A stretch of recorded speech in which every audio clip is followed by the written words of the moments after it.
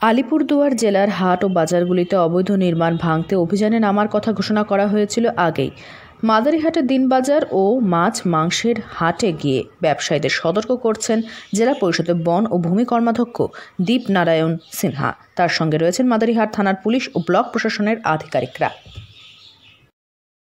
আমরা আজকে জেলা পরিষদের তরফ থেকে এবং প্রশাসনের সহযোগিতায় যারা মাদারিহাট বাজারে রাস্তা দখল করে জবরদখল করে বসেছিল সেই উচ্ছেদ অভিযানে নেমেছি।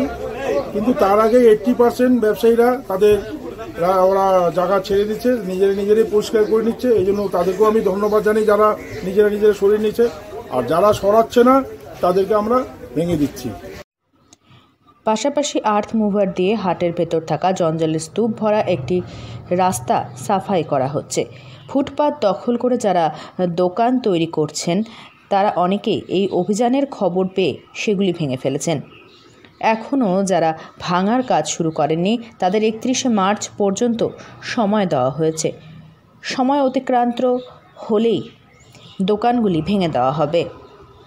মাদারিহাট বাজার ও হাটখোলায় ফুটপাত দখলের পাশাপাশি দোকানের সামনে রাস্তার উপরেও টিনের শেড তুলেছেন ব্যবসায়ীরা। আগুন লাগলে দমকলের ইঞ্জিন বাজারে ঢোকা তো দূরের কথা, ছোট গাড়িও ঢুকতে পারে না। দীপনারায়ণ সিনহা জানান, বাজারগুলিকে নিরাপদ রাখতে হবে, তাই জেলা পরিষদ সিদ্ধান্ত নিয়েছে বাজারগুলিকে দখল মুক্ত রাখার। মাদারিহাট বাজার দিয়ে সেই কাজ শুরু হয়েছে। অবৈধভাবে দোকান তৈরি করেছেন যারা, তাদের আগেই জায়গা ফাঁকা করে দেওয়ার নোটিশ দেওয়া হয়েছে। তবে বেশিরভাগ দোকান মালিক সেই নোটিশকে পাত্তা দেননি বলে জানালেন মাদারিহাট বীরপাড়া ব্লকের বিডিও অমিত কুমার চৌরাসিয়া।